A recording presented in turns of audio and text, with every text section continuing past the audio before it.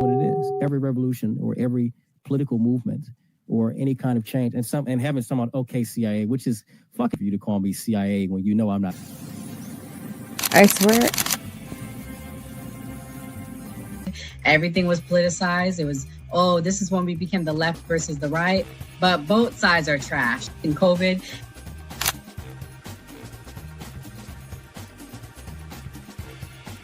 his own thing. So it seems to be that money's the issue, that like we're using money and that's how politics is being pushed.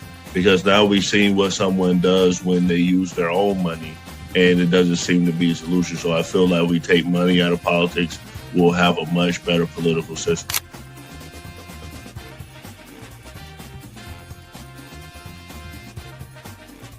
Politician, you think they're gonna come out and tell me the truth? They was lying to my mama. They ain't gonna never tell us.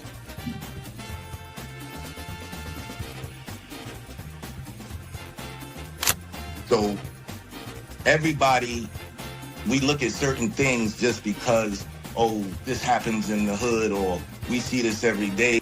All the way up. These people were speaking truth. King, we could talk X, we could talk it all. They were speaking truth. What's going on in anyone's mind, but let's take it as a given that Gray's argument is true, that the argument to not have ID is that it would be discriminatory versus certain socioeconomic brackets or something. It's like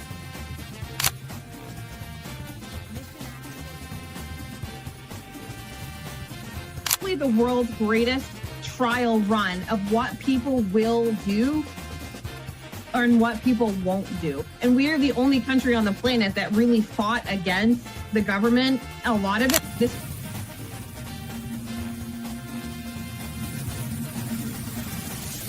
because you focus on 80-20 issues.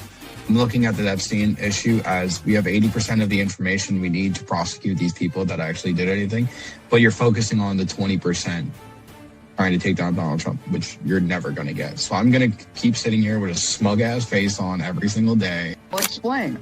Good question. I'll give you the answer. The Republican Party constantly talks about transgenders and transgender surgery to minors.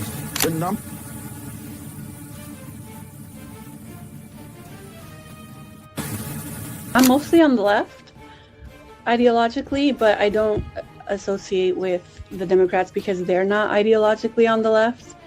The Democrats are clowns, and they're also losers.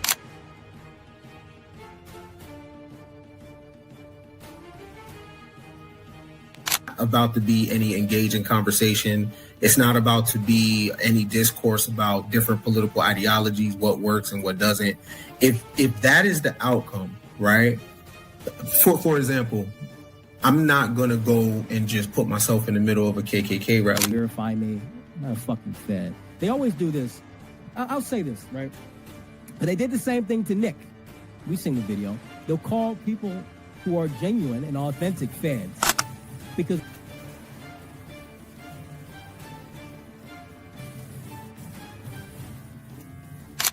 the interesting thing to me is that the ones that claim that they believe the Constitution are now trampling the Constitution. The ones that said they believed in the First Amendment, the freedom of speech, right, are now going against the freedom of speech. The ones that...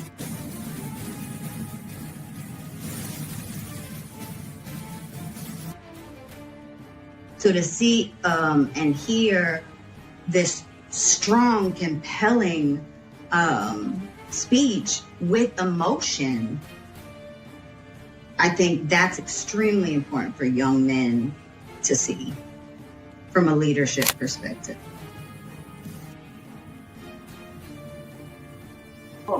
Y'all have no plan. They'll never talk about nothing positive about the Democrat Party. Everything is just anti-Trump. They're not willing to have a conversation. They call us fascists. We willing to have a conversation. Charlie Kirk's willing to have a conversation. House just dropped thousands more documents from the Epstein estate as part of their congressional probe. And let me tell you, it is spicy. Let me just give you the highlights real quick. First off, Epstein alleged that Hillary Clinton had an affair with former White House counsel Vince Foster. Now, Foster committed suicide back in 1993. Also, interestingly, Epstein, in an email to the Duke, claimed that Clinton had never been to his island. He did send an email to Peter Thiel in 2014 saying, quote, "That was fun. See you in 3 weeks." I wonder what that was all about. And then there were a bunch of emails and documents that DropSite News analyzed that basically proved that Epstein was indeed working on behalf of Israel as a possible intelligence asset. Then there are the Trump-Epstein bombshells. This is Epstein to Kathy Remler, who is Obama's chief counsel, and he says, quote, "You see, I know how dirty Donald is." This one to Thomas Landon of the New York Times, quote, "Would you like a photo of Donald and the girls in bikinis in my kitchen?" This is an unnamed redacted individual writing to Jeffrey Epstein, quote, "I'm at the door, but I will wait for my time. I don't want to come in early to find Trump in your house." This one is from another Times reporter named Michael Wolff to Jeffrey Epstein, where he basically tries to convince Epstein to turn on Trump. He says, quote, "I think you should let him hang himself." Interesting word choice there. If he says he hasn't been on the plane or to the house, then that gives you valuable PR and political currency. You can hang him in a way that potentially generates a positive benefit for you, or if it really looks like he could win, you could save him generating debt. Here is another attempt, quote, "There is an opportunity to come forward this week and talk about Trump in such a way that could garner you great sympathy and help him finish him. Interested?" Honestly, this is kind of a disturbing insight to how the media works. They're basically willing to let the pedo go so they can politically take down Trump. But interestingly, in this email from Ghislaine Maxwell to Jeffrey Epstein back in 2011, she says, quote, "I want you to realize that the dog that hasn't barked is Trump. Virginia, she spent hours at my house with him, and he has never once been mentioned," which kind of implies that Trump is innocent. But of course, that didn't stop Trump from going on a mad tweet storm today in which he wrote that the Democrats are using the Jeffrey Epstein hoax to try to deflect from their massive failures, in particular the most recent one, the shutdown. Disclaimer. The views and opinions expressed on this panel show are those of the individual speakers and do not necessarily reflect the views or positions of this channel, its affiliates, sponsors, or production team. This content is intended for informational and entertainment purposes only. Viewer discretion is advised. We encourage respectful dialogue and critical thinking around the topics discussed. Party. Why I like the new party? Number one, it's a group of people that's on a panel. We all have differences, but we all basically still come together at the end of the day. The new party for me is about unity. The new party for me is about educating people to the truth, letting people know what's been going on in our country. With that being said, shout out to the new party, man. We're going to keep it going with y'all.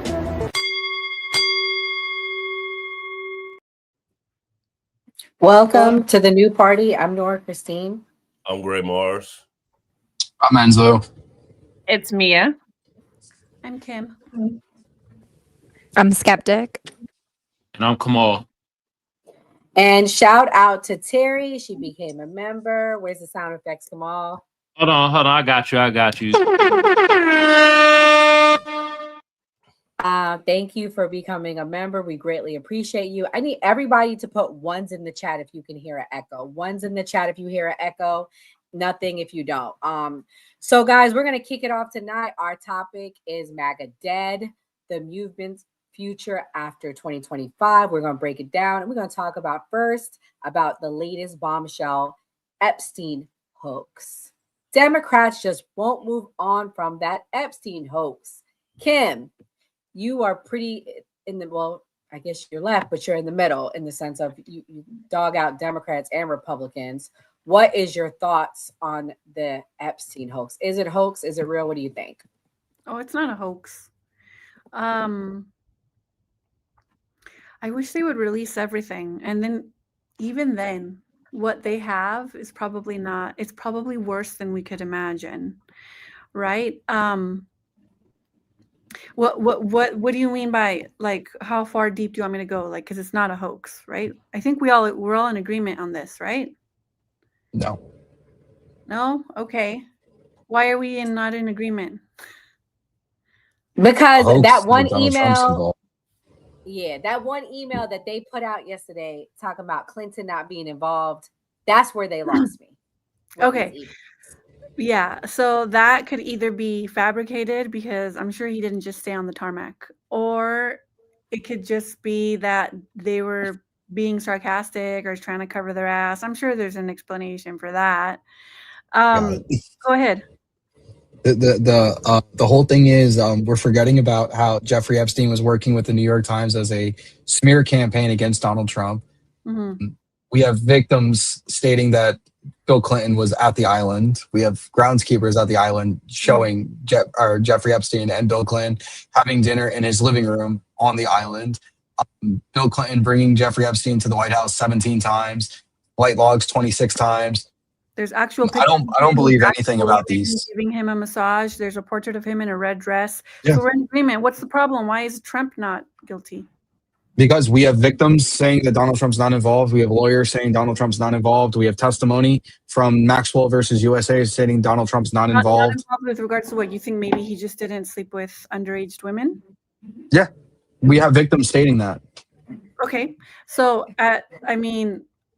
so you think that they're trying to pin him with underage women, underage girls? Okay. Well, until they do, then I guess we'll address it at that point. But we should release all the Epstein files. They're very important. Yeah, release at this point and watch the world burn. I want to know everything on everyone, even Chomsky, who's one of my heroes. No one is immune. Please release everything. Well, I'm going to play this clip, guys. Megyn Kelly put her foot in her mouth, and I'm going to let Skeptic go next. But this is what Megyn Kelly had to say, which really was disappointing and shocking. Here we go. For Epstein, I've said this before, but just as a reminder, I do know somebody very, very close to this case who is in a position to know virtually everything. Not everything, but virtually everything. And this person has told me from the start, years and years ago, that Jeffrey Epstein, in this person's view, was not a pedophile. This is this person's view, who was there for a lot of this, but that he was into the barely legal type. Like he liked 15-year-old girls. And I realize this is disgusting. I'm definitely not trying to make an excuse for this. I'm just giving you facts. That he wasn't into like 8-year-olds, but he liked the very young teen types that could pass for even younger than they were, but would look legal to a passerby.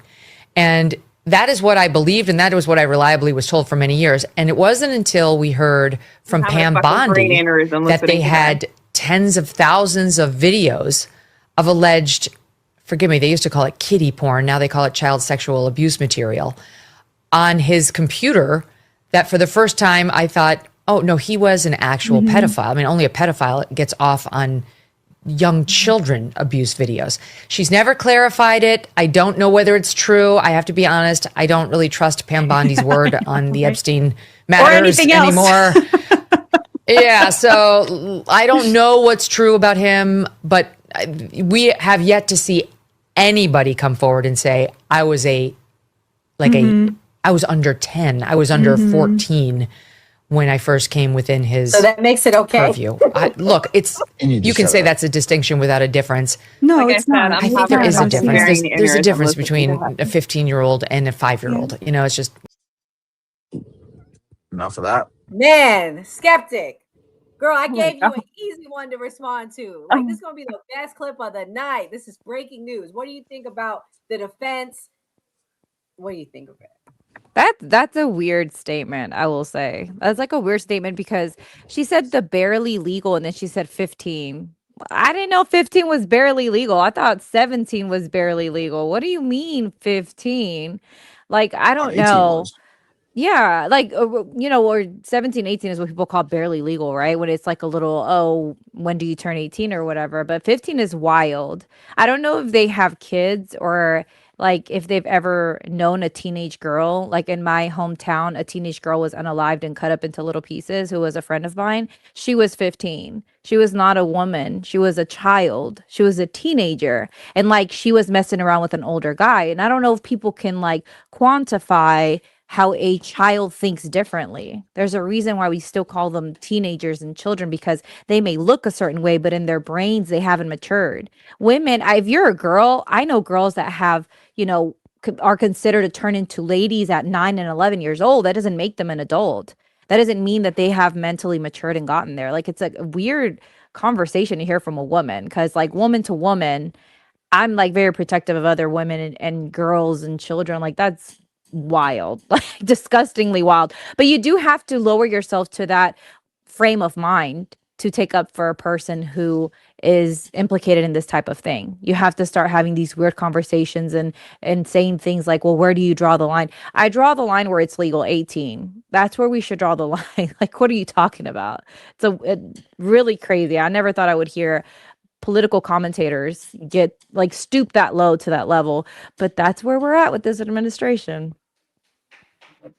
Well, let's hear what Hotep had to say, and then I'm gonna let Mia go next. This is what Hotep had to say about it being a hoax. You know, many people are still defending it, though. I open up X and I see all these people talking about Epstein. I'm like, Epstein? Like, we've brought that distraction back out again? So now everybody's talking about Epstein. I'm like, wait a second. I've seen this play before. So I'm like, okay, what else is going on in the world that they're trying to distract us from? And that's when I saw this. I was like, oh, okay. This is the old trick. Look over there. Don't look over here. A lot of y'all gonna fall for it. You're probably on the internet screaming, oh, release the Epstein files, release the Epstein files, and some more shit. You're just distracted. The rest of these influencers and grifters, they're gonna grift the Epstein thing for clicks, whatever. If you want the real truth, you gotta fuck with the Hoteps, okay? You gotta mess with the Hoteps. Watch my show, 2 p.m. Eastern on kick.com/Hotep Jesus Live. Watch Hotep Jesus Live. You really want to know truth. You really want to know what's going on out here. If you want to understand the code control design, follow me. Don't follow these grifters, man. They're going to lie to you, deceive you, cheat. All right, bro. We gave you enough free promo. Mia, what do you think? Is this a distraction? I honestly, I can't believe I'm agreeing with a Hotep. There's a lot of firsts for me happening this year, man. It's fucked up. Having agreeing with Nick Fuentes, me agreeing with Candace Owens. I'm agreeing with some random fucking Hotep that a raccoon dragged from the dumpster somewhere. But like, I mean, he's not wrong. We see this all the time, bro. They breadcrumb us with Jeffrey Epstein. They literally sprinkle something here, a whisper there. We start talking about it. We make it a big deal. And then all of a sudden, like, they casually do something that's like wicked fucked up. I mean, I don't know. They're very obviously trying to hide something. I will say that Donald Trump, I believe, is trying, he's thoroughly trying to crash their market, and they're dumping $2,000 stimulus checks on us to depreciate the dollar even more so they can bring in crypto. But those headlines and that executive order was all like super, super quiet. Like nobody's talking about that because everybody's talking about Jeffrey Epstein. And like the sad part about it is there's so many victims out there and there are so many names. And I don't understand why we keep talking about like the same four, like Trump, Epstein, Clinton, and like Bill Gates. I want to know about the 4,000 that are out there that, Ghislaine Maxwell went to prison for. I want to know about them. I don't care about the high profile people. I'm trying to know the secret people that are still out there committing atrocities against humankind. But instead, all we have is disingenuous motherfuckers in Congress trying to breadcrumb us with this stupid stuff. It's like, bro, you're not telling me anything that I don't already know. These people are all pigs. Give me the real information because I'm trying to see what other piglets are out there. And for me, it's all disingenuous at this point in time. They're never going to tell us the truth, and we're never going to know how deep the plot goes. But, we do now know that, they're dumping all this extra money into the economy to depreciate the dollar so they can bring in crypto. We now know that. That's true. Shout out to Behave. Thank you for the super chat. Well, Y'all give me time. I got hella sound effects. I'll be having to scroll through. Okay, I got you. Behave said, great panel, common sense thinkers. I agree. Shout out to our panel. Give Skeptic a follow. Kim, Mia, Enzo, Kamal, Gray, myself. So yes, this is a great panel. And this next clip, I'm going to let Kamal and Gray respond to. This is Thomas Massey, and this is what he had to say. Reasons he's flipped. One, his rich and powerful friends who've donated to him or go to his dinner parties. Like, he doesn't want to embarrass them. And they may in fact not even be guilty of a crime. They may just be very embarrassed that they were having extramarital sex, with these women, for instance. So that's one thing. But I think there's also the intelligence aspect of this that goes even deeper. Maybe Trump is on one plane and he's thinking, I can't embarrass my friends. But there may be people in the administration who are career people who are thinking on another plane. They're like, well, let's convince Trump he's going to embarrass his friends, when in reality, what we're trying to do is protect our sources and methods, which may involve sex trafficking. Yeah. And we don't want to embarrass our partner, Israel, in this time when the popularity for their war or support for their war is at an all-time low. And now we're going to find out that their defense minister, Ehud Barak, was documented with Jeffrey Epstein 36 times, probably even while he was defense minister. He had previously been prime minister. I don't know that he knew Epstein during that period. I'm not sure how much of those dates overlap, but there are reasons that they want to protect them. There's reasons he's flipped. And I don't think his children or J.D. Vance or even Pam Bondi or Kash Patel were read into all that when they originally said all of this stuff should be released. I mean, if it's a hoax, what were those binders that Pam Bondi gave out? Was she just fueling a hoax? Oh man, Kamal, is it a hoax? Why the flip? Man, all these motherfuckers be flip flopping. Hey, we gotta bring back to what was the decrepit white lady that y'all played earlier? What was her name? Megyn Kelly? Yeah, Megyn Kelly. Did y'all catch she said 15 is better than 5?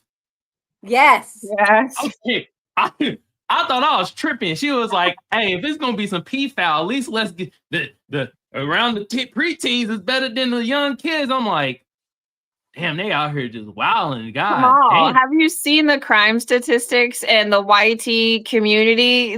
When it comes to child molestation and kitty corn, they outpace Black Americans like 70 to 20%. And I think like everybody else is like 10%. They outpace us when it comes to sex crimes at an outrageous rate. They always like to bring up violent crime, but I'm gonna be 100% real. I'd rather take out to the homie that shivs somebody than with a homie that's raping his kid. I'm sorry. Point blank, period. I can get down with somebody trying to defend themselves and they had to take it to that extreme. I cannot get down with somebody who is just molesting everybody. And those are the crimes they commit. And they try to act superior, but 70% of them commit these kind of crimes. Like if it's a sexual crime against a child, 7 out of 10, it is a white person committing that crime. Women too, white women as well, outpace Black women when it comes to those kind of crimes dramatically. So they the Tom Brady of sex. Yeah. Okay, for sure. Enzo, you want to say something real quick? I am not white. We don't take those people. Nope. We do not condone any of that. All I needed to say. Sometimes I'm white. Today I'm Mexican. Oh shit. I'm an Italian American. Okay. I want to add to that. It's damn. also mostly heterosexual white men. Just Lord. Yes. Nope. We have to Do not identify with them. They did delineation for sure. But Exactly. I will say though, I don't think it's a hoax or nothing like that. I will say that the emails talk about Bill Clinton not being there. Bill Clinton got head in the White House. You think he not gonna be on the island? Like, come on now. I'm like, let's just use common sense, man.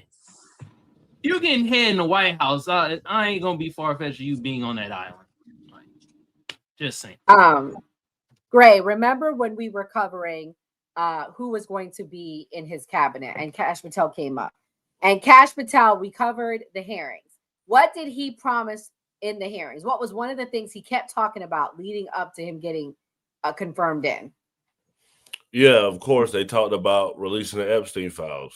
But my response to the video of what he was saying about Trump embarrassing him for his friends, these types of cases affect not just the perpetrator, it does affect people around them. And so from my own personal experience, I have a relative, she only has the mind of like an 8-year-old, and she was molested and the guy went to prison, and then when he got out, he married her. They're still married to this day. So, these types of things happens. I still go home. I give her a few dollars, but I don't do nothing to the guy. But we should think about the families because like people could react with Donald Trump or whoever if this really happened to their relative. Because that guy walked past my grandma's house and I crossed my mind to give him a dirt nap, and I was on 12. So we should think of families. We should think about the people that's affected by these types of crimes. Well, that's true. Well, the next thing that is being talked about this week, what did Trump say about American workers? This all leads into is MAGA dead. Here's Trump and what he had to say this week about H-1 visas. Be a country like what we have right now. And does that the mean Republicans have to talk about it? Laura. And does that mean the H-1B visa thing will not be a big priority for your administration? Because if you want to raise wages for American workers, you can't flood the country with tens of thousands or hundreds of thousands of foreign workers. You also do have to bring in talent. When we have plenty of talented people here. No, you don't. We don't have talented people here. No, you don't have. You don't have certain talents, and people have to learn. You can't take people off an unemployment line and say, I'm going to put you into a factory where we're going to make missiles, or I'm going to put How did we ever do it before? Well, I'll give you an example. In Georgia, they raided because they wanted illegal immigrants out. They had people from South Korea that made batteries all their lives. Making batteries are very complicated. It's not an easy thing. It's very dangerous. A lot of explosions, a lot of problems. They had like 500 or 600 people, early stages, to make batteries and to teach people how to do it. Well, they wanted them to get out of the country. You're going to need that, Laura. I mean, I know you and I disagree on this. You can't just say a country's coming in, going to invest $10 billion to build a plant, and going to take people off an unemployment line who haven't worked in 5 years, and they're going to start making missiles. It doesn't work that way. So, Enzo, we have 300 million people here. You mean to tell me we don't have talented people? Do you agree with what Trump said, or do you disagree? What do you think? I'm going to be very consistent on this, and what this goes into what I've been saying for years, or for months now, with this entire situation with the H-1B visas. For certain aspects and certain industries, I understand where Trump is coming from. Like you brought up, like the missile industry. You're not going to take somebody that is pretty much fresh out compared to somebody who's worked in the aerospace industry. But yeah, you're not going to take the fresh person over somebody who has experience. And with the H-1Bs, I agree, and I'm happy that they up the price of the H-1Bs to $100,000 per person for them to come into the country to work. On the other hand, yes, we do have a complete. How many? I'm sorry, I'm losing my words now.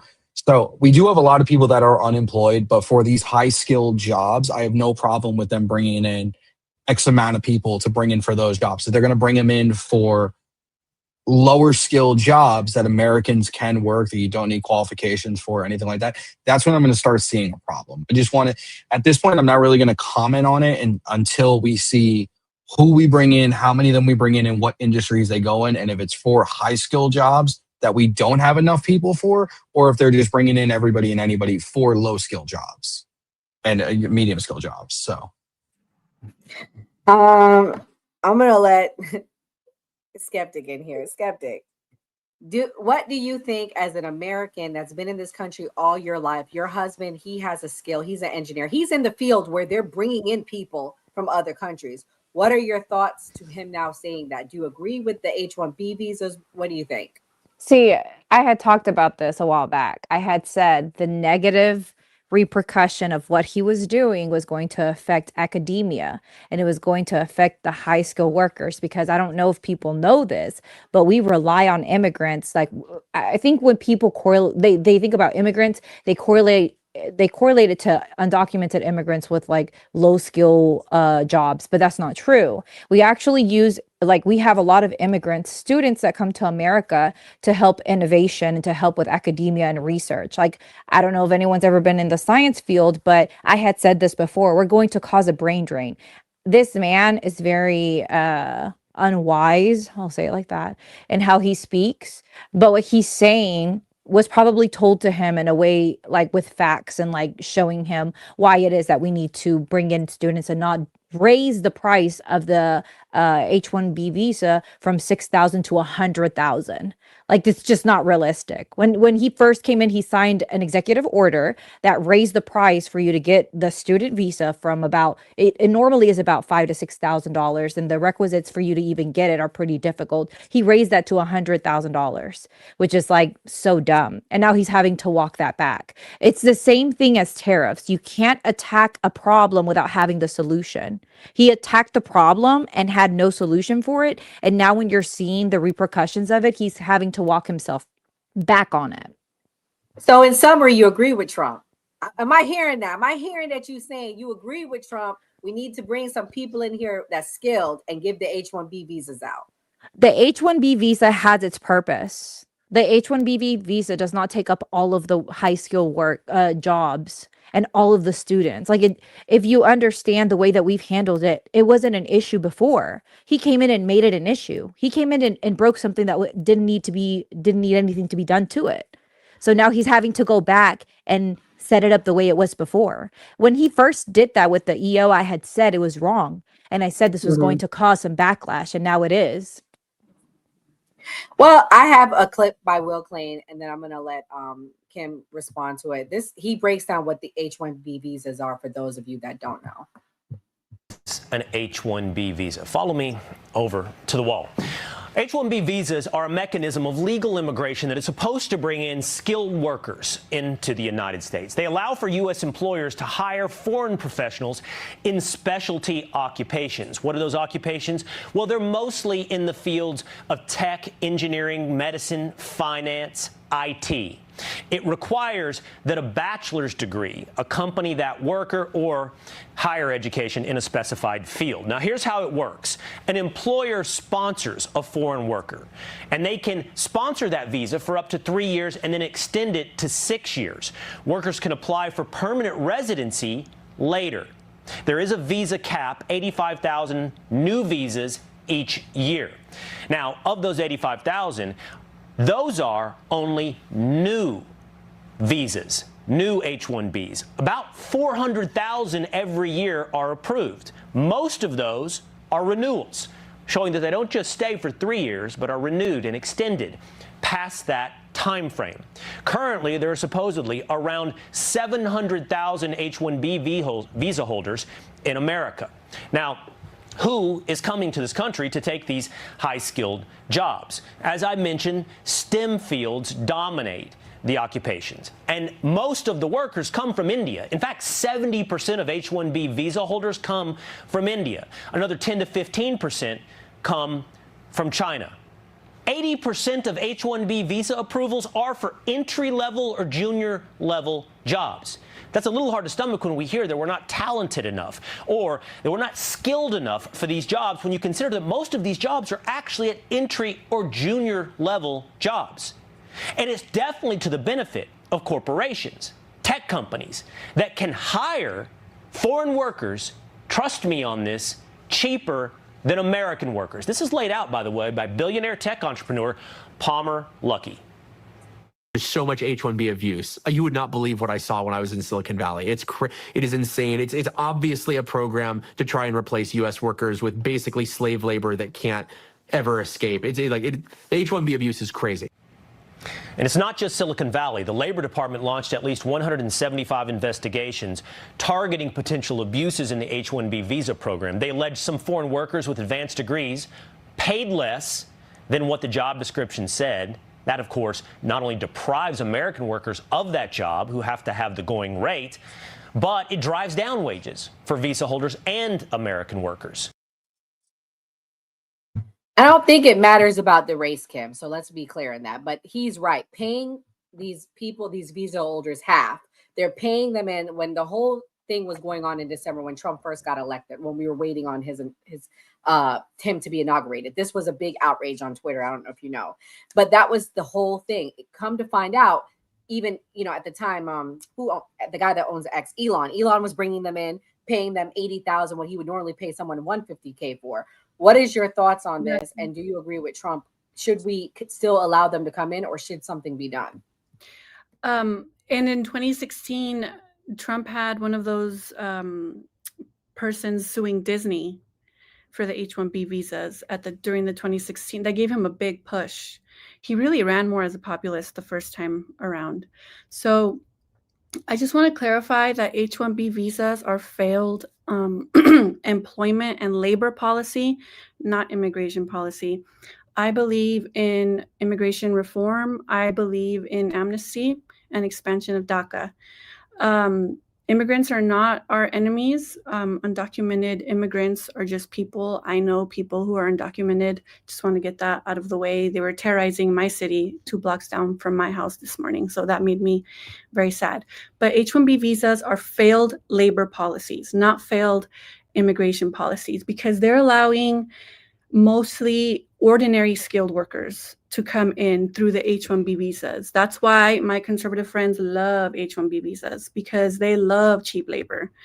So they're legally allowed to pay these indentured workers a lot less than American workers. And that's what happened with the Disney lawsuit and dozens of other similar lawsuits with the H-1B visas, where they get employees, American employees, to train their replacements. And it should be illegal under the H-1B visa.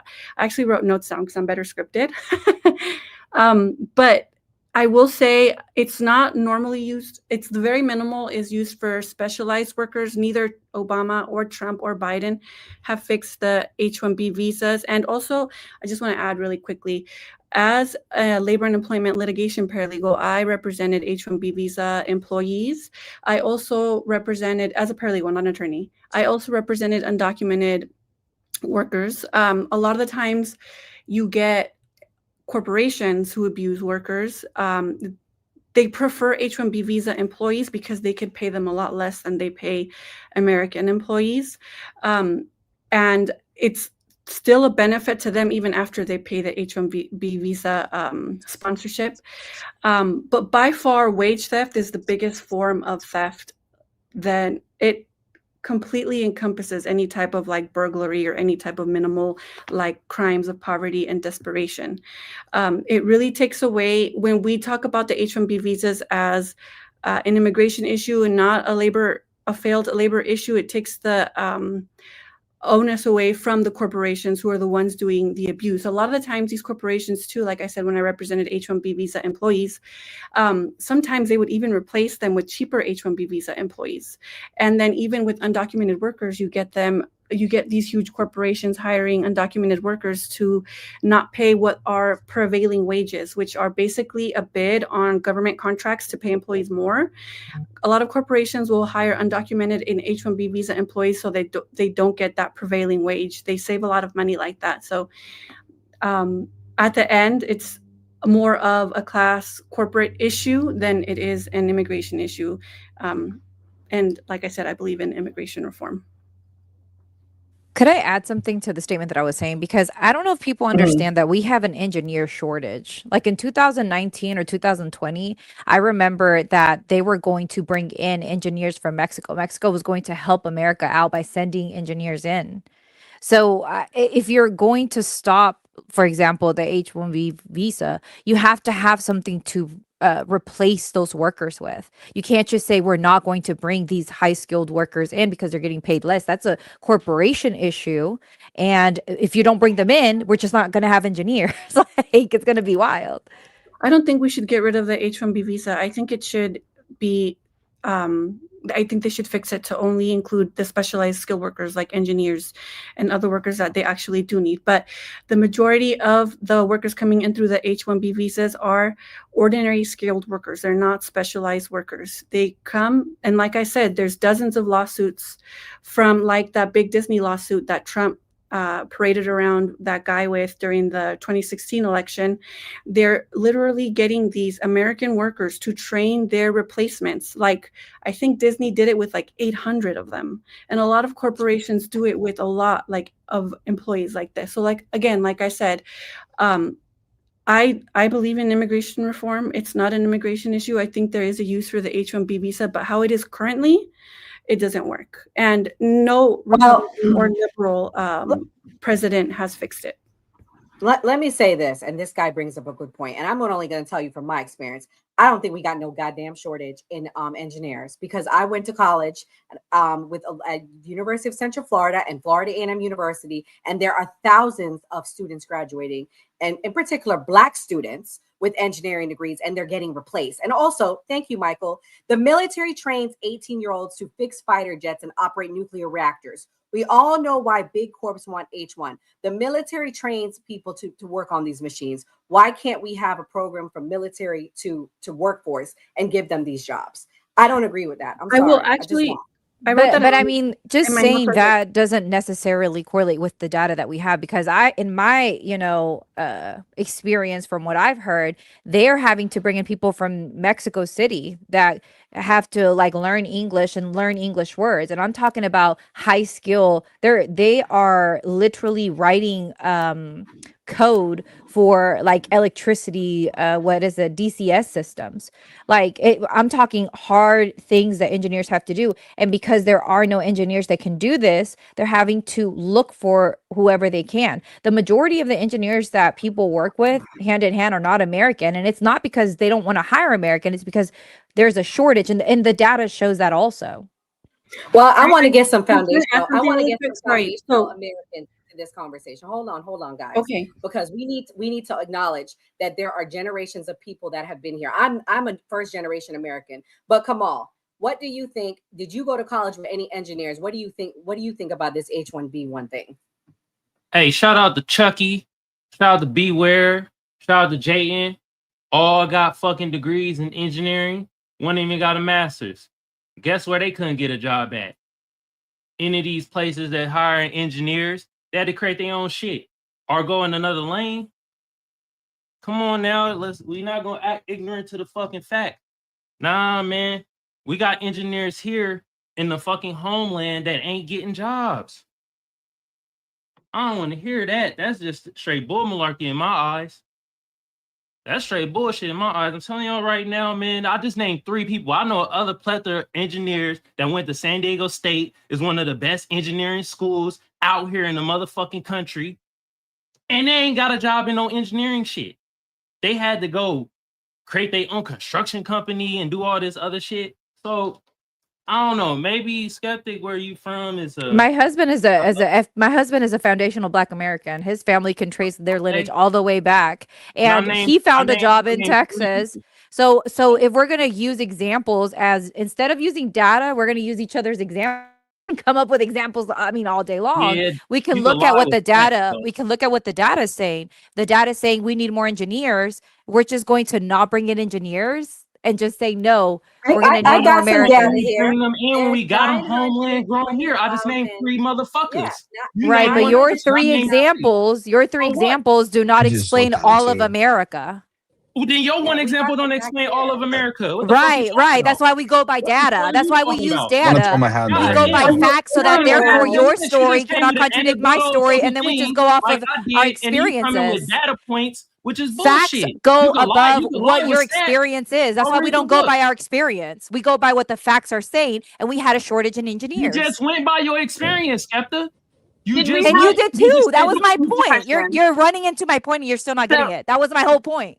So did we actually Because have? Nora asked me, do I know anybody that is an engineer that's in a situation? So I gave my anecdotal goddamn example because that's what And was I asked. did too. Why though? You didn't All need right. to. Well, I mean, God so damn. did we actually have a legitimate shortage, or was it that corporations don't want to pay Americans? Because at the end of the day, Yes. I mean, at the end of the day, like my literal ex-boyfriend from years and years ago was a nuclear engineer on the USS Santa Fe. I've seen it. I've been on the submarine. We literally train Americans to be nuclear engineers in the military. So I mean, I've been there, girl. So it's one of those things where, do we actually have a shortage, or do we have companies that are purposefully choosing to get outside workers because they don't want to have to pay specifically military with the experience? Because you're talking about people that have done 8 to 10 years in the military, that are on nuclear reactors, that are literally on these submarines operating these nuclear reactors. And when they come out, they're going to anticipate making $150K when they could bring somebody with the same level of education, potentially the same level of experience for a fraction of the cost, even after paying, you know, the HB1 visa before it was the 6,000 or whatever rate. I mean, so do we actually have a shortage, or are these corporations just not wanting to pay Americans? Because we all know how billionaires like that profit line. Well, So, like I said, if you look at the data, like I said, from 2015, hold what on, was hold it? on, wait, 2019. I'm going to mute you because everybody needs to get a turn. Hold on. Come on. I understand that this is something you're very passionate about, but everybody needs to get a turn. Gray, what do you think? I understand what both sides are saying, that we should definitely, especially coming from Trump of all people, you would think that he would say, we're going to give Americans jobs first. So that does make logical sense. It's a Republican conservative president. You would think it's about Americans first. But I do also understand what Skeptic and Kimberly are saying when they're saying, well, these jobs are necessary. They need these jobs right now, because it's not these people that are saying this. It's people like Elon Musk was pushing this. They were pushing for these people to do this so they can use, they've invested in AI. We haven't talked about the AI bubble. People are heavily invested in this, so they need workers who can do the job. It's a business decision, basically. All right. What were you going to say now, Skeptic? And then I'm quoting the data. That has nothing to do with people's feelings. I'm giving you the data. If we're going to cut the visas, we need to have a solution. And we didn't have a solution, like I said, in 2019, when we were asking Mexico to send their engineers to us because we had a shortage. So like, you can say what's happened to these 3 engineers or whatever. Maybe where you live at, they have a surplus of engineers there. You may have to move to a different area. I know West Texas is always in need of engineers. They're always in need of people that work in that particular field. Nobody wants to go out there and live out there. So that may be, I mean, I don't know. I'm telling you what the data is telling you. There's a shortage. So what they're deciding is, if we cut this, it's going to hurt us. Therefore, we're going to allow people to come and work these jobs. Now, if we have Americans to fill the jobs, by all means, fill them up. Nobody's arguing to have engineers that are American not have jobs. Like, nobody would want to have that. We're just saying, if you're going to cut that, you have to have a solution. You can't just make a cut or make a decision and not have something to substitute it with. So what's the solution?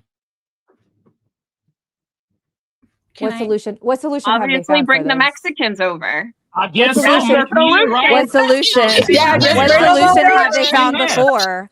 What was the solution they found before? 50K, I guess. Shit, that's a solution right there. Boom. Bring all the Mexicans. Can I say something really quick? Yes, I will. Let me acknowledge the super chat, and I'll let you go next, Kim. I promise. Michael said, maybe you have to move. She pulled a Ben Shapiro. For real, fact. That's awesome. That's funny. Have to move, pack I up didn't and figure move. that. Go ahead, Kim. Go ahead. Yeah. So a lot of the times these corporations will do these studies. They'll pay for studies where they have to prove their case, right? At least for public opinion, that there is a shortage of workers, at least in this country. People can move like interstate, that's fine. But we live in the country where out of the whole world, everybody looks up to our education system. We get people coming to our country to go to our Ivy League colleges, and they train here.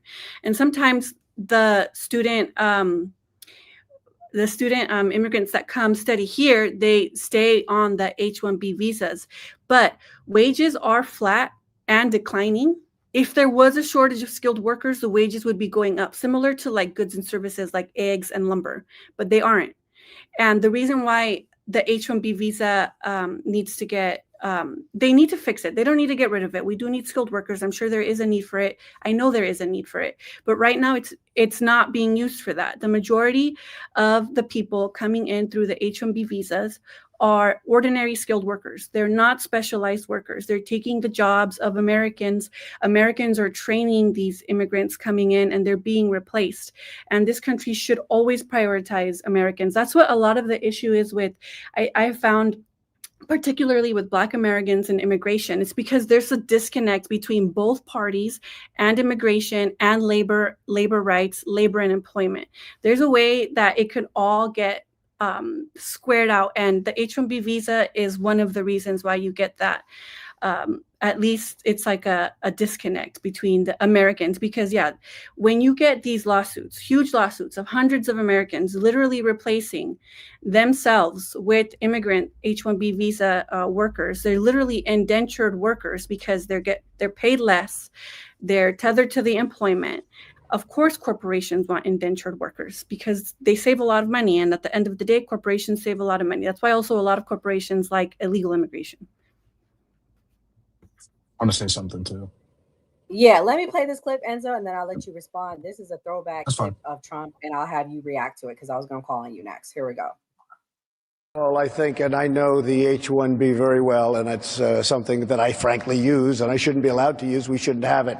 Very, very bad for workers. And second of all, I think it's very important to say, well, I'm a businessman, and I have to do what I have to do, and it's sitting there waiting for you, but it's very bad. It's very bad for business in terms of, it's very bad for our workers, and it's unfair for our workers, and we should end it. So this was 2016 Trump. Why the change, Enzo? And you could say what you want to say as well. So I don't think it's a change at all. By upping the price of the H-1B visas to $100,000, that's going to eliminate a lot of people coming in taking these entry and middle jobs, because you're not going to have people that are going into an entry level job or a middle ground job. It's going to pay $100,000 because the wages that they're going to get is not going to make up for that in the first year or not. So I agree with him. That's one way of eliminating taking these lower positions in these middle class positions from American citizens. That's going to be able to put American citizens back to work. When it comes down to the engineering field, I looked it up. We have 920,000 engineering jobs in the United States. 825,000 of them are filled. And we have, since the year 2000, a 48% increase in engineering graduates since 2000. So we have the engineers in this country.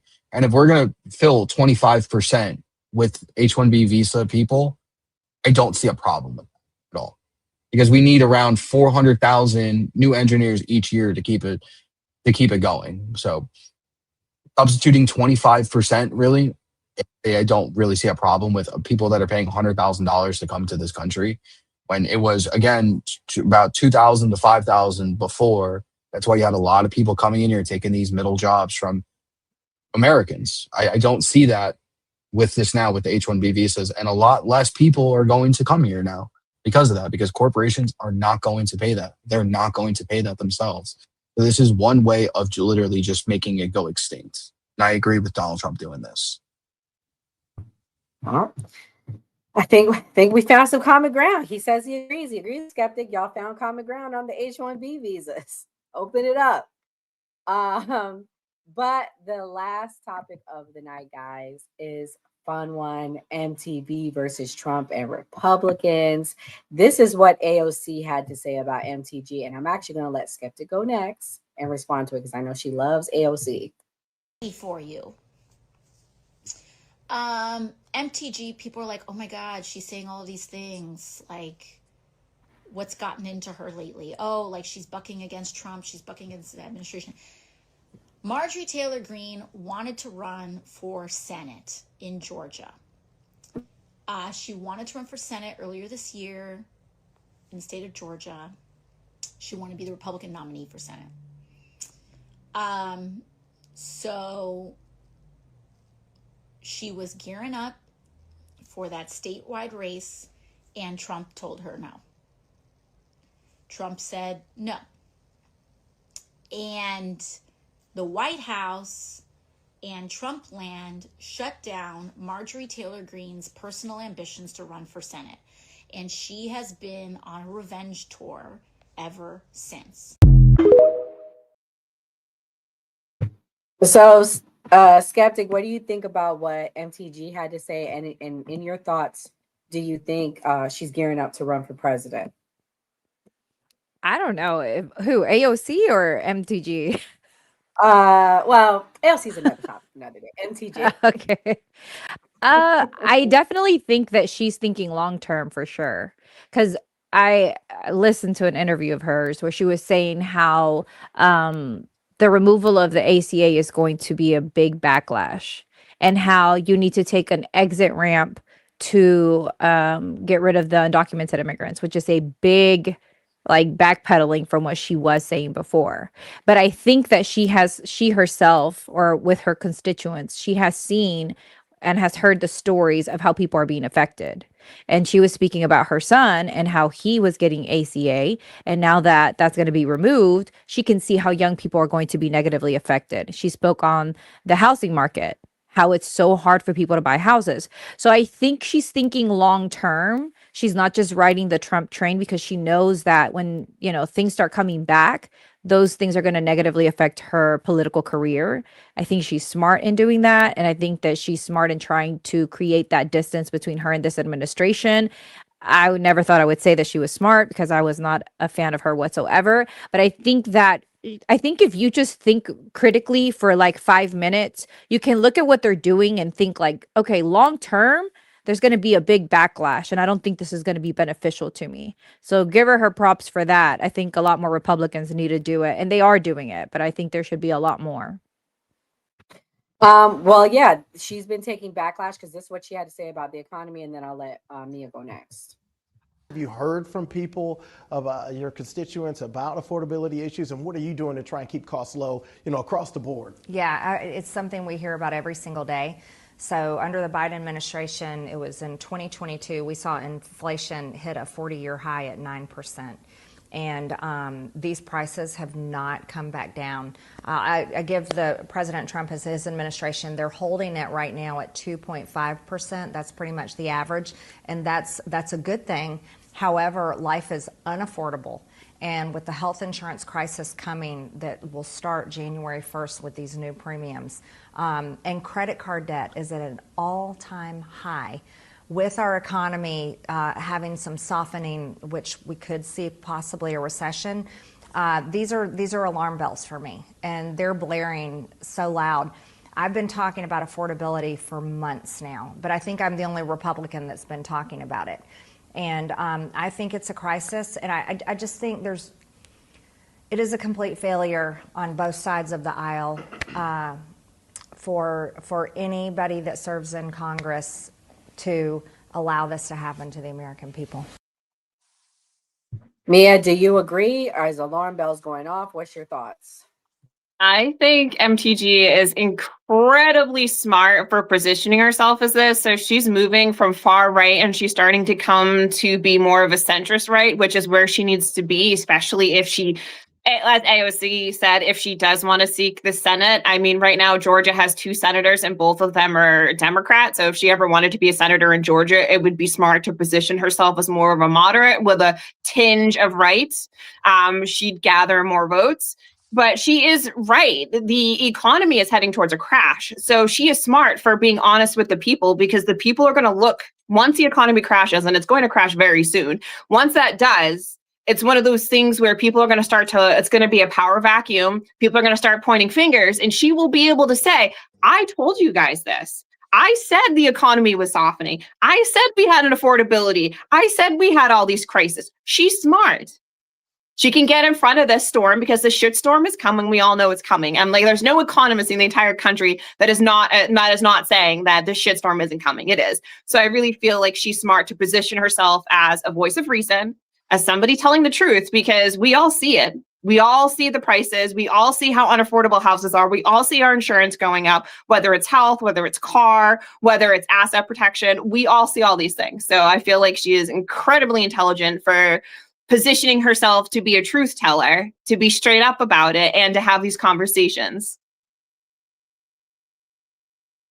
Well, yeah, this is what Trump had to say with her. He's not very happy with her. And then I'll let Kamal respond. That's the great, big, beautiful bill, which is the biggest tax cuts in the history of our country. So when somebody like Marjorie Taylor Greene, who's now catering to the other side, I don't know what, I guess she's, got some kind of an act going, but I'm surprised at her.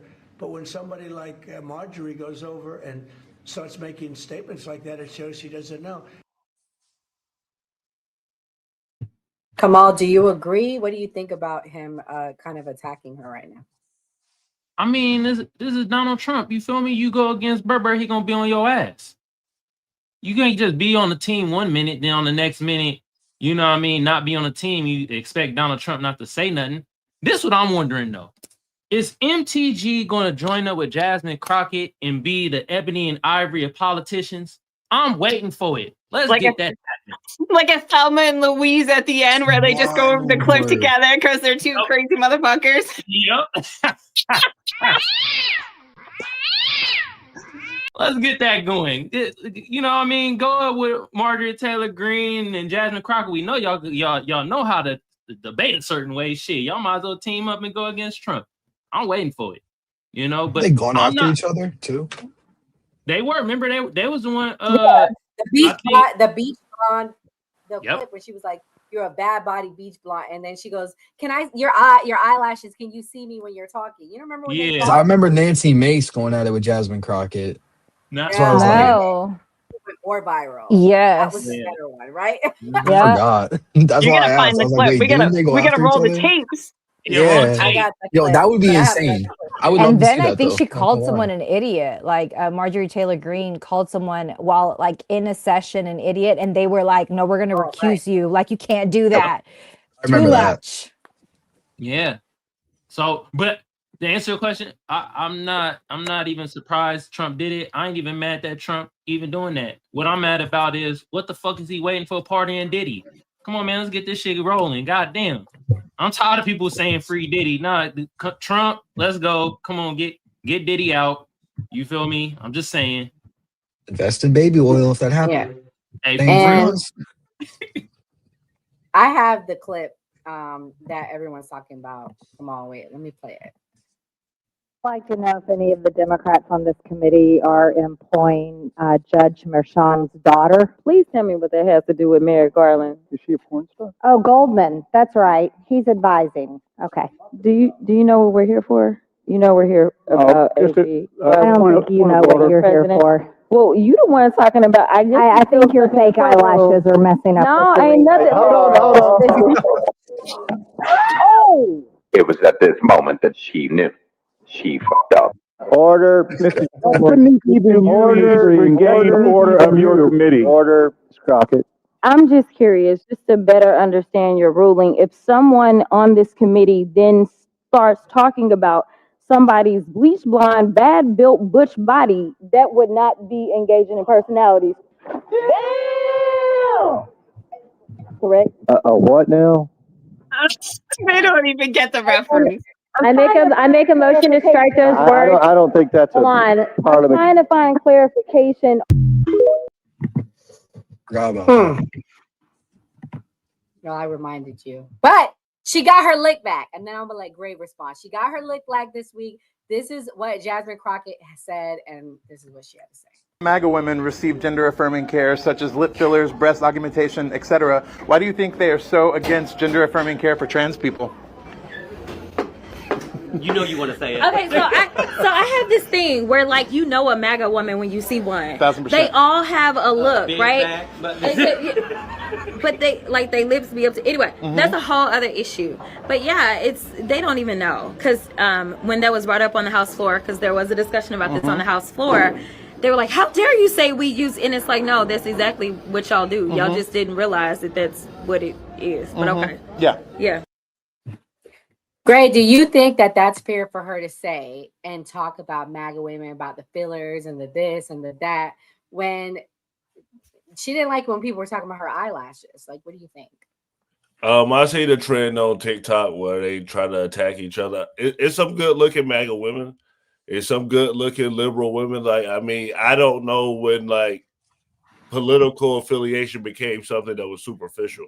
So, I mean, it's just like, I think there's a total bit difference in what someone physically looks like and the way somebody thinks. Gray, I gotta call Cap, bro. Let's be real. Ain't no good looking liberal women. Politician women are freaking bums. I ain't even gonna lie to you. Who's bums? You can tell who's MAGA. Most Yeah, they're better looking. Which one? But which one? Come on, Sam. Of course, Every one that is a Republican. I'm sorry, I'm not gonna feel like that.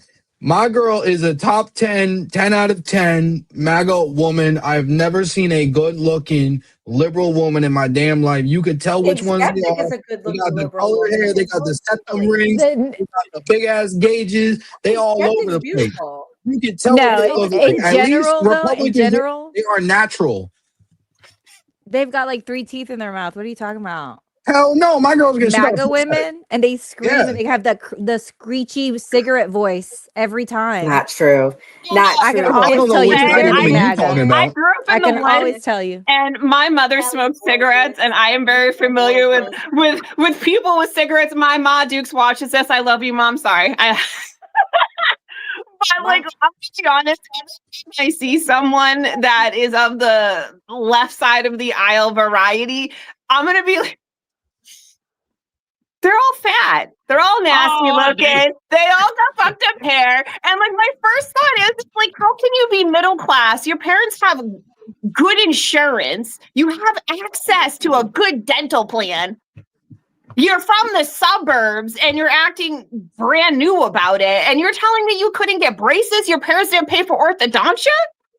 We had orthodontia in the woods. I grew up in the woods. I don't get it. I feel like every time I see a liberal person, and I know there's a distinct difference between like left and liberal. I will say leftist women, I think, are more attractive. I just feel like they're more normal. Every time I see a liberal woman, a woman that says she's a liberal, she's fat, she's nasty, she has bad hair, she has bad skin, she has bad teeth. And I'm thinking, I'm like, it's hard to absorb what you're saying when you're screaming and you're just like fat and degenerate. I'm sorry. I'd rather have a skinny cigarette mom who looks like she's kind of off the dope than like a fat, nasty person with a butch haircut. I'm going to be honest. I'm way more entertained by the cigarette Ma Dukes being like, I'm off the stuff now, kids, than somebody fat trying to tell me. Maybe that's just me. Maybe it's just me, but cigarette moms are way more funny. I grew up around a bunch of them. They're just funny. Oh, Mia, Lord. do you Okay, consider me guys. Liberal or left? Huh? You consider me liberal or left? I don't consider you, I consider you neither. I feel like, in my opinion, you're a centrist and you go with how you feel and then you always come back with the reasoning why. So I don't consider you a liberal. I don't consider you a Democrat or a leftist. Honestly, I feel like in ways you're a centrist. You're here until you feel the necessary to pick a side. But for the most part, you're moderate in most things. Sorry, I just wanted you to say that I'm not ugly. Oh, I'm sorry. You're not ugly. You're my favorite. You're my favorite kid. Nora and Enzo as my witness. I have said that many times. I'm like, I fucking love Kim. She's my favorite. I agree with that because like Skeptic is pretty the fifth. liberal to me. And Skeptic is beautiful. So, and I know like there's a few girls that like, I can't think of their name. Skeptic, you probably know the left wing people. I don't know. I just think that's a The way I do Mia like TikTok. I described do the woman gave me the picture of like Katie Porter, which is like accurate. I do TikTok the big debates, girl? right?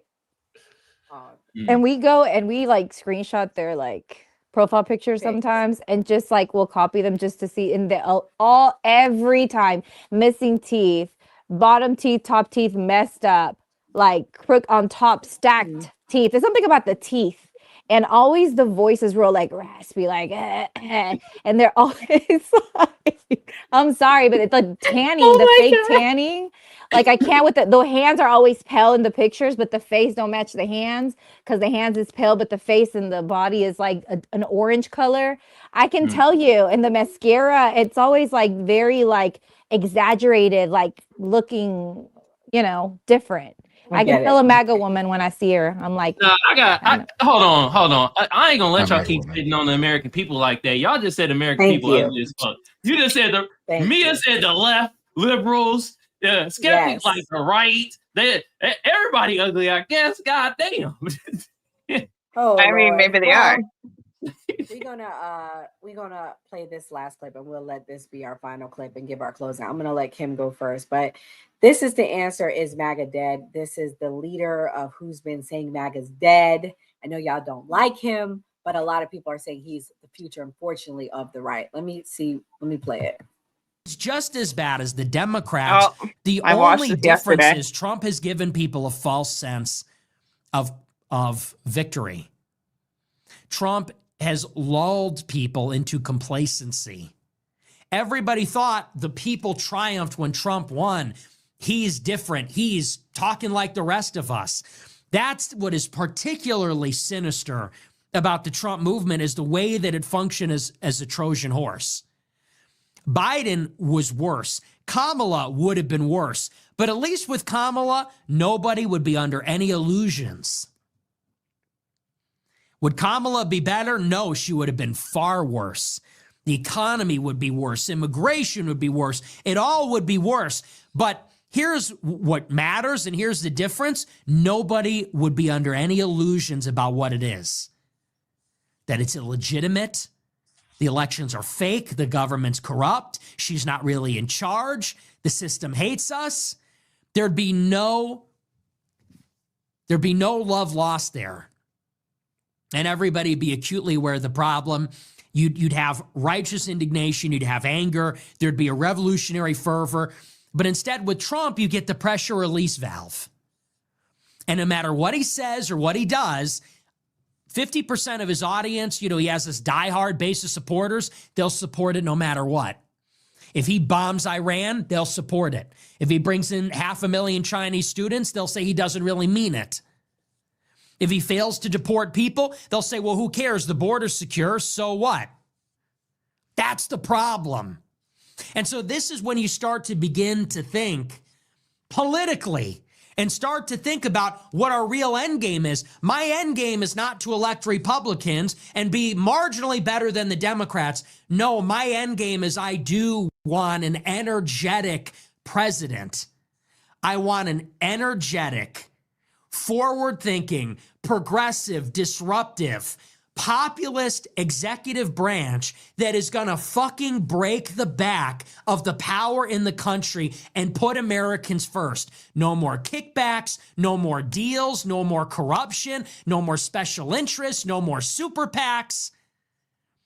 We literally need a real leader that is actually popular and in control with agency, someone smart, to get in, fire everybody, bring in his own people, and literally make the trains run on time. Literally build the new cities, raise the skyscrapers from the ground, build the factories, put us on a war footing, make the fucking country great again. That's all I'm interested in. If it's not that, I don't want it.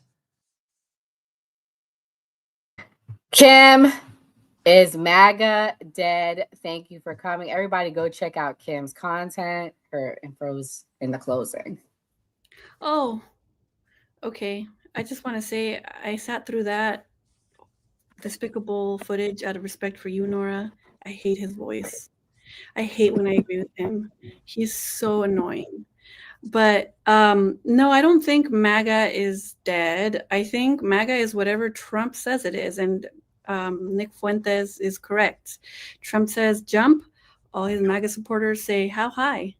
And it's every time. They're unprincipled and inconsistent. Wait, am I closing like in sum now? Oh, yeah. Your closing thoughts as well. Okay. What was the question again that I'm answering with that clip? Is MAGA dead? Is MAGA dead? MAGA is not dead. MAGA will shapeshift. MAGA will be whatever Donald Trump wants it to be. Yeah. Oh, and then I also, really quickly, I think it's rich that AOC talks about MGT being a careerist, or that she has some type of, or which I think is both can be true. MGT and AOC are both, they both have political aspirations, but AOC carries water for the Democratic Party. She said on a stage in front of a lot of people that Kamala Harris was working tirelessly for a ceasefire. That was complete bullshit. And then she ran for a committee chair and they didn't give her that committee chair because she didn't work hard enough. MGT does the same thing. They both do it. Both sides do it. MGT, AOC, the party decides how far up you really go. So people will become politically attuned. They'll think, oh, we want this, we want that.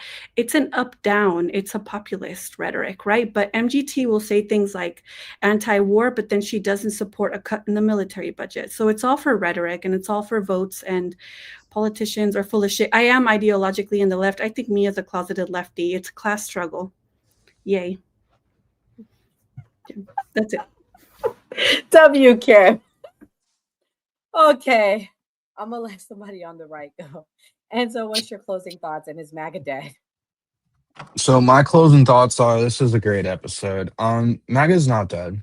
MAGA's not dead at all. I don't agree that if Trump said for us to jump, we would say how high. No, we're all. There's a lot of us that are free thinkers, and the people that are MAGA that I would say I associate myself with. I mean, we've been echoing the same exact talking points. Shout out Million. Shout out Unreal. We've been echoing the same exact talking points and disagreeing with Trump, and we are people that would be considered MAGA by people on the Democratic side. What's going on right now is more infighting from the Democratic Party. That's why we have all this deflection with these Epstein files. Nobody really wants to talk about all the infighting because of the government shutdown, how Democrats have been eating their own the last week, calling people out, saying that they're going to primary people. John Fetterman, not ironically, but I mean, what's the word for it? Ends up in the hospital today by tripping and falling near his house. I mean, I've seen this before. Yeah, conveniently. That's what it was. Conveniently trips and falls outside his house when everybody on the left has been calling him out, calling him a traitor. That's what that's the one thing that is baffles me about politics is this. You don't see the Republicans eating their own with MTG, even though she's flipping sides and using more liberal talking points to either gain a base, to run for a seat, or she really thinks this way. Who really knows? We're not eating our own and saying we need to primary this person, that they're a traitor, that they're a disgrace to the party, unlike Democrats, where they said it was the Republican shutdown, but now they're mad at the Democrats for opening the government, for not continuing the shutdown. I mean, this is really all the Jeffrey Epstein bullshit now is. And there's more questions for the Democrats than Donald Trump in this. Why was a White House staffer communicating with Jeffrey Epstein in those emails? Why was the New York Times creating a smear campaign against Donald Trump in his first run for election? And why would you redact the name of a woman which contradicts her entire testimony that she gave in Maxwell versus USA in 2022? So I really have more questions than answers that we've been giving from the Democratic Party, saying, "Oh, this is the end of MAGA because of the Epstein files and everything like that." No, I got more questions for the Democrats because the Epstein files are going to be the demise of the Democratic Party at this point. And now, release the files. Release the files so I can watch the entire world burn and watch the Democratic Party cease to exist after this is all over, because there's more Democrats attached to this than anybody really wants to talk about. That being said, I hope everybody has a great night and a great weekend. Oh, man. All right. Well, we're going to let somebody on the left get in. Gray, is MAGA dead? What's your thoughts? I think tonight we proved saying like what someone looks like based on their political ideology, that this type of thinking is here to stay. So I don't see MAGA people say, "Oh, I was wrong," or "I'm no longer a part of this." I think people are going to be affiliated with this political cult for a long time. I mean, I don't know if that's a good thing or a bad thing. I don't think it's dead. I think people are MAGA diehards, and you're going to have a certain percentage of the right wing that's MAGA. So great episode. Shout out to the chat. Thank you to the cast. Like we always say on New Party, always vote. And up. Skeptic, are you going to be the one? Yes. I don't know. Let's see. Skeptic, what's your closing thoughts? The one yes for what is it? Is MAGA dead, Skeptic? Okay. I think it's slowly dying. I think you have seen a multiple breakoffs of MAGA because of the different things that they have gone back on that they said they stood for. And I think it's like it's slowly unaliving itself. I do want to say about the Epstein files. I don't know if like people understand how we came to have the documents with the House Oversight Committee, which is a bipartisan oversight committee that has both Republicans and Democrats in them. But they decided to do their own investigation and they subpoenaed the Epstein estate. And so they were able to go in and have lawyers and investigators go into the Epstein estate and take evidence that they needed, take computers and run their own investigation. So the 3 emails that the Democrats released were the main ones that are on the Democratic Oversight Committee.gov. And then you can see that Republicans also released about 20,000 documents. So the one thing that Democrats are advocating for is to compel the Congress to basically ask for a discharge, like what is it called? A discharge petition. And so they didn't have enough votes. So it's interesting that Republicans say we want to release these files, but then they all voted against the releasing of the files. And if you look back as to who was the person that was bringing up the Epstein files, it was all Republicans, Dan Bongino, Pam Bondi, conservatives that were saying, hey, there's more to the story. But now that we're seeing that there's more to the story, they're starting to try and push back. Like, I think it's interesting. And I think that we should all say there should be a release of the files, and the Department of Justice should look into it and investigate it further, especially like when Pam Bondi said the list is sitting on my desk, and then she goes back and says, oh, there is no list, actually. So there's something fishy here. And I do think that there's a reason why, information isn't being released. I think Adelina, I want to say Agrella is going to be confirmed. And so hopefully she is the last vote to have that petition signed and passed on. I do think it was a really good episode. Thank you to everyone on the panel. It's always a good conversation. And we need to get the chat to, again, hit the like button more, subscribe, and share the live. Skeptic, I got a question. Is it true Casso debated Tariq Nasheed? He got on his panel. He got on Tariq Rashid's panel, and then he just was talking to him. He kept muting him and then dropped him from the panel on TikTok. Where do you have the clip? I want to see it. I can ask Casso and see if he has it, but he did. He told us that he got on there. Yeah, can you ask, please? Because I heard he was up there, and I want to see it. I'll ask him. I'm just curious what. Yeah. Okay. Mia, what's your closing thoughts? I don't think MAGA's dead. I think the MAGA movement is splitting into 2. I think you have MAGA who will always follow Trump. They are true Trump supporters. They are here for Trump. That is there. They eat, breathe, sleep Trump. That is them. And then I think you have the other MAGA supporters that are now America First. And that is where you get Nick Fuentes and some of the others that are coming in with the America First narrative being truly America First. So I think what attracted a lot of people to Donald Trump in the beginning is Make America Great Again or being America First. Because who doesn't want to be their own country first? Who doesn't want to help their own neighbors first or be their country first? So I think that's what we're seeing is the splitting of that into people that are truly America First, that want what's best for America. And then you have people that follow Trump. And I think as we progress in Trump's second term, we're going to see more people leaving the Trump and moving to be America First. And I really think in this power vacuum, Nick Fuentes is legitimately going to rise and he will be the new face and voice of America First. Because you gotta, every time he speaks, unfortunately, I find myself agreeing with him more, which is very sad to say because I think he's a terrible person and he's a racist. However, when he talks about why are we not doing this? Why are we not doing that? Why are we not doing things that directly affect Americans? He does have a point. And it seems that a lot of Trumpers forget that this is not the United States of Israel. This is the United States of America, and we need to be doing what's best for us. So yeah, I definitely consider myself America First. I do not consider myself MAGA, and I hope anybody that's watching leaves the Trumper part of that and comes over to the America First, because we need to be worrying about ourselves, because I can tell you people in Israel are not worried about us. Facts. I'm going to give mine and then I'll let Kamal go because I want to acknowledge the super chat.